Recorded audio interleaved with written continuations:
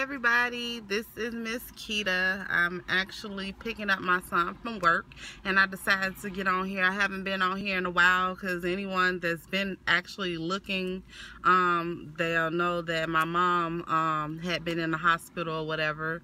So just to let you all know, just updating you on that, she pretty much had knee surgery like 16 months ago, and after having the knee surgery, she kept complaining to us, telling us pretty much, my knee is still hurting, something wrong, this and that. And for 16 months she was in pain and just still trying to go through it. Well, one day she ended up going to her doctor or whatever to see, check up on her legs, and they turned around and told her that she pretty much had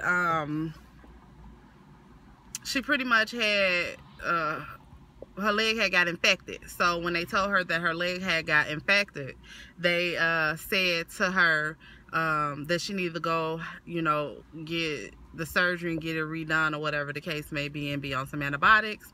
And of course she tried avoiding it because my people, we do not like to go and get cut on and things like that. We like, we had that thing where, you know, if something happened to me, I'd rather for it to be, you know, I'll die with it, whatever the case may be, opposed to getting ourselves taken care of. So I'm telling you all, start getting yourself checked out. If something don't feel right, go get it checked out. It's better to be safe than sorry. So the doctor ended up telling her, no, you don't understand. If you don't go and get it checked out, then you're pretty much gonna die.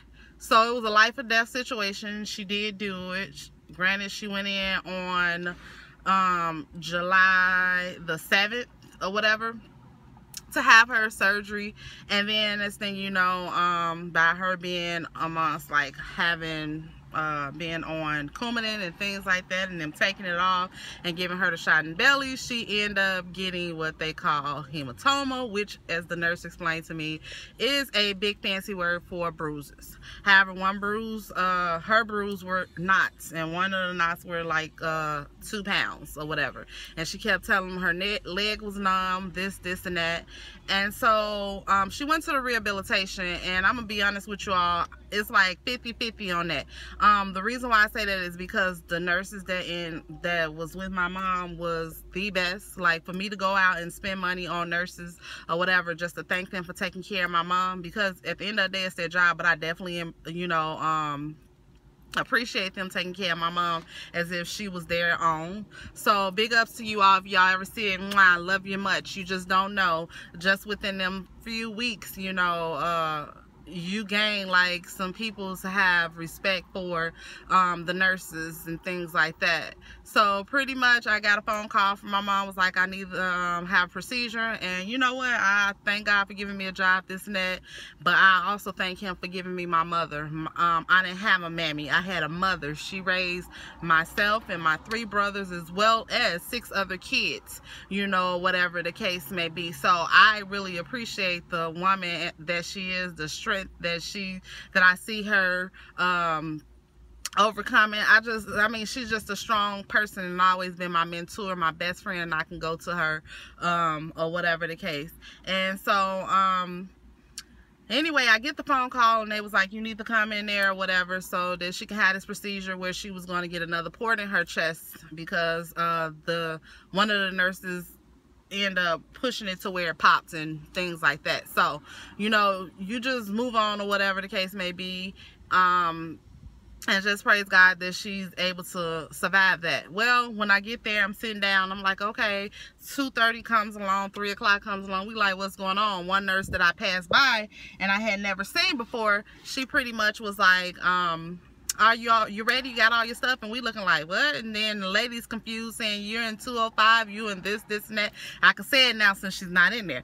And so the next thing you know, I was like, yeah, I'm in 205, but I'm not going to the hospital. She's like, yeah, you're being rushed to the hospital. You have to go to the hospital. So we like, what's going on? Each time we asked these people what was going on, do you know that they just kept leaving out? So the doctor hear my mom asking another question. He gets smart, you know, and sometimes you just have to humble yourself. He gets smart, like, don't ask ask him a question, ask me a question of what's going on or whatever. And let me tell you all, he was a coward. He still didn't answer the question. So we turn around and go to the hospital or whatever, where I met my mom there. And that's when they started telling us that my mom had like 24 hours to live.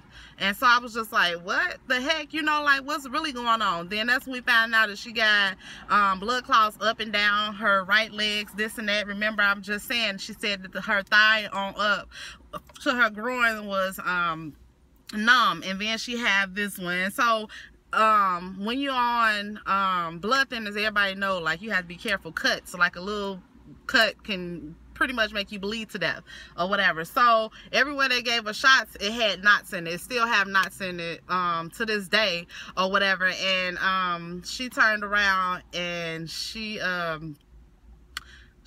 I walked up in there and she was like, you know, Keita, you got to be strong and I love you. And she break down crying. I didn't understand why she said it. Y'all, when I tell you, let me tell you people something that's at the hospital and stuff. You have to be mindful of people. You can't put an expiration on them saying that they're not going to last for 24 hours. They hear you and then you pretty much like, oh, it's all good. That's not how it is. What if somebody tell you that? My mom had congestive heart failure. She could have had a heart attack. She could have had whatever. Because let me tell you something. No man can tell me anything about you know, his goodness, his grace. No one can tell me anything about this. I witnessed my mom go through cancer 5 times and survive it, and the people telling her was she, you know, as far as her gonna die or whatever. I've been hearing that for so long, but let me tell you something. God has the last say so. Nobody else has the last say so but God. So for people to go around telling the person that or whatever, tell the family and let the family talk to her. Or you come in after you said, you do not say that stuff behind the door and say rule number 16 only have about 24 hours to live. And the reason why they say that is because once they was giving the shots to her or whatever, they didn't know that she was bleeding inside. So pretty much my mom only had 1 kidney. Y'all, I'm telling y'all, my mom, when I tell you, I walk with my mom with pride because this lady here is a walking miracle. Like the God, I feel like he tests or he puts you through your strongest people through, and he definitely put her through. And each time he's held my mama hand, he's picked my mama up, he took care of her. And when I tell you, that's my strength.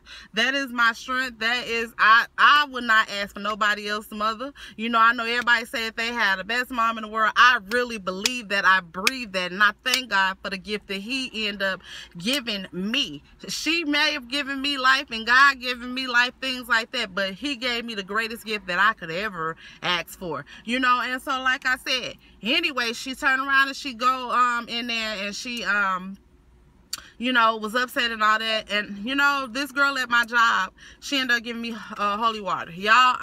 Y'all know, y'all see this thing. Some days I'm good, some days I'm not. And I just believe if you're not right, you shouldn't be praying for nobody. I went there and I washed my hands and I prayed over my mom, and I prayed over my mom, and I prayed over my mom. Yesterday was August the 4th.